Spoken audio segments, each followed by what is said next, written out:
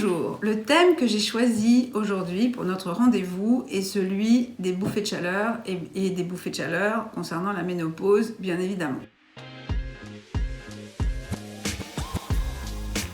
C'est vraiment l'un des effets de la ménopause qui est le plus désagréable pour nous toutes. Ça ne nous affecte pas de la même façon. Certaines en ont très peu, d'autres en ont beaucoup. Pour certaines, ça dure pas longtemps. Pour d'autres, ça dure un certain nombre d'années. Ça commence en général vers 45 ans, au moment de la périménopause. On ne nous en parle pas beaucoup, mais bon, il faut quand même savoir que la ménopause, elle ne nous tombe pas dessus comme ça un jour. C'est quelque chose qui s'installe progressivement sur un certain nombre d'années, et là aussi qui est extrêmement variable en fonction des femmes. Donc en fait, il y a autant de ménopause qu'il y a de femmes. Mais enfin, il y a quand même des phénomènes, on va dire, un peu structurants et qu'on va retrouver pour à peu près toutes les femmes. Donc, pourquoi est-ce que nous souffrons de bouffées de chaleur? D'où ça vient, ces bouffées de chaleur?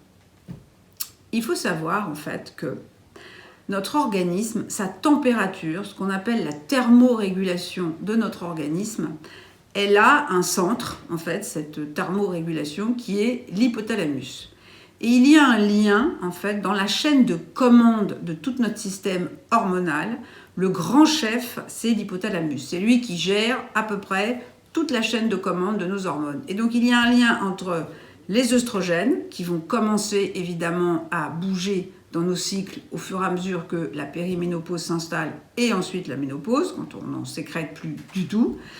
Il y a un lien entre les œstrogènes, l'hypothalamus et la thermorégulation de notre corps. Notre corps, en temps normal, il est réglé à une sorte de température neutre qui est 0,4 degrés.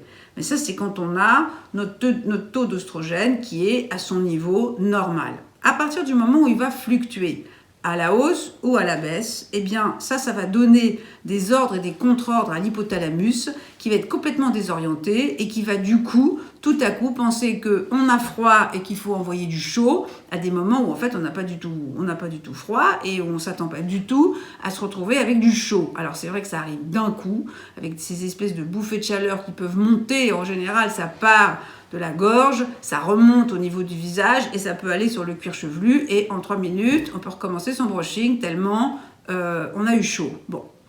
Donc ça, c'est vraiment désagréable et c'est un phénomène dont toutes les femmes parlent et qui les handicape quand même plus ou moins. Alors, qu'est-ce qu'on peut faire face à ces bouffées de chaleur? Certains, notamment les médecins, vont dire, bon, il y a un Graal, là, pour régler ce problème, surtout quand les bouffées de chaleur sont très importantes, qui est le traitement substitutif hormonal ou le traitement hormonal de la ménopause. Moi, personnellement, je suis très rétive par rapport à ce traitement. J'ai décidé dès le départ, et bien avant d'avoir des problèmes de bouffées de chaleur, que je ne le prendrais pas, pour une raison très simple, c'est qu'il n'est pas sans effet négatif sur la santé. À partir du moment où on prend des hormones extérieures à notre corps, ça peut avoir des incidences.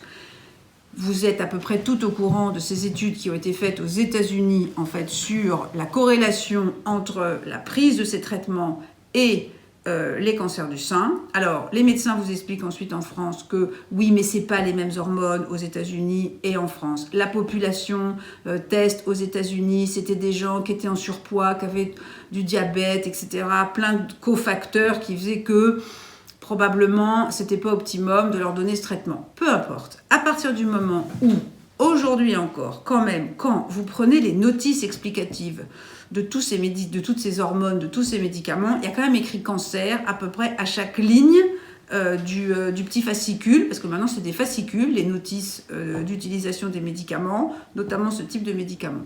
Donc pour moi, en tout cas, j'ai décidé que je ne prenais aucun risque avec ma santé et que j'allais chercher une autre façon d'adresser ce problème de bouffée de chaleur.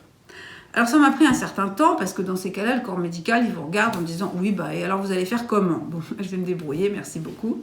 Et donc j'ai consulté des homéopathes, des naturopathes, j'ai cherché, j'ai fait toute ma petite enquête et j'ai fini par trouver en fait un duo qui marche plutôt bien, qui m'a été recommandé par un médecin homéopathe, qui est de prendre de la Gonaxine 300 et de la Cérélis.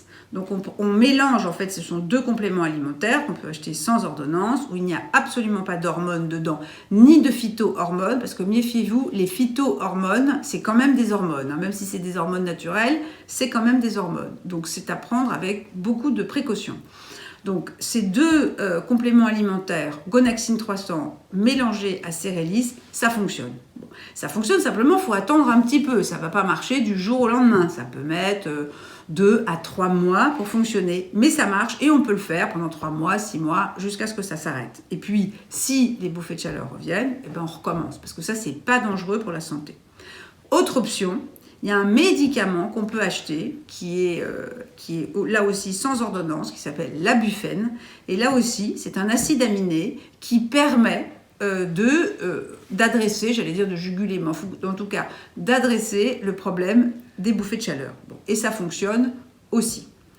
Mais dans tous les cas, si vous pouvez essayer ces 2 traitements, mais dans tous les cas, ce qui est en fait le plus intéressant à faire, c'est vraiment d'aller consulter un homéopathe ou bien un médecin naturopathe pour avoir un diagnostic par rapport à sa santé et sa problématique personnelle de façon à adapter et à avoir les meilleurs compléments alimentaires qui correspondront à votre profil et à votre problématique par rapport aussi à votre santé. Parce que derrière ça, vous le savez, au moment de la ménopause, et j'en ai parlé dans d'autres vidéos, il est important de bien faire tous ces contrôles de santé tous les ans avec son gynécologue et de faire aussi tous ses bilans sanguins et ses bilans hormonaux pour vérifier que tout va bien et qu'on n'a pas de carence. Ça ne sert à rien d'aller prendre des tonnes de compléments alimentaires si on n'a pas de carence. Bon, les bouffées de chaleur, c'est autre chose.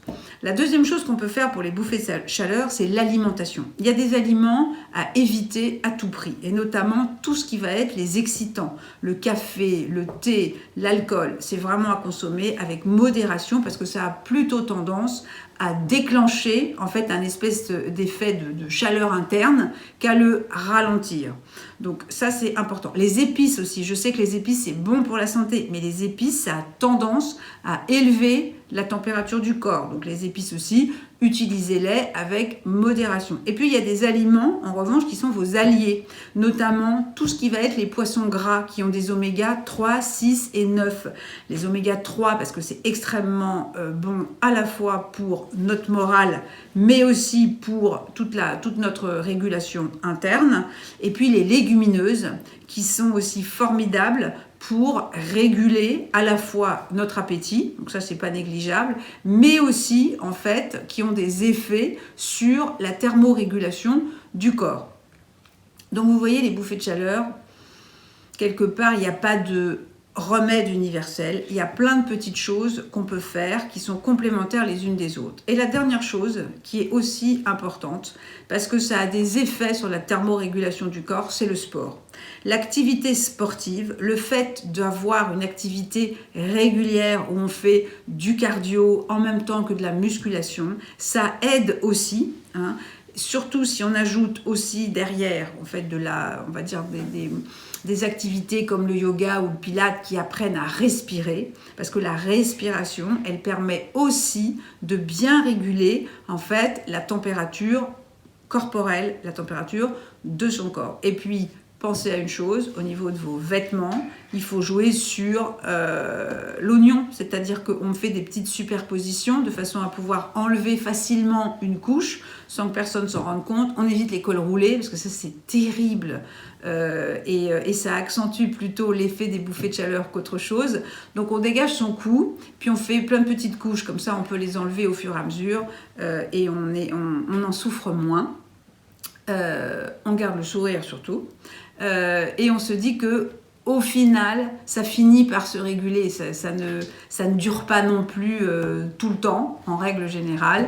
Et puis, grâce à ces options homéopathiques dont je vous ai parlé, vous pouvez réussir à les dompter, j'allais dire. Alors, il y a 2 autres choses que vous pouvez faire. Moi, ça n'a pas marché sur moi, mais je sais que ça marche sur d'autres personnes. L'acupuncture. Essayez, parce que sur certaines personnes, c'est très bénéfique. Hein. Donc vous essayez, si au bout de 3-4 séances, il n'y a pas d'effet, c'est que c'est pas fait pour vous. Moi j'en ai fait 5, ça m'a jamais rien fait, donc j'ai arrêté. Et puis il y a une autre option, c'est la sophrologie.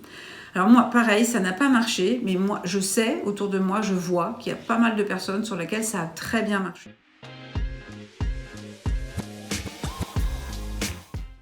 Donc vous le voyez, il y a plein de petites astuces qui misent ensemble, ou en tout cas utilisées de façon complémentaire, permettent vraiment d'adresser cette problématique des bouffées de chaleur.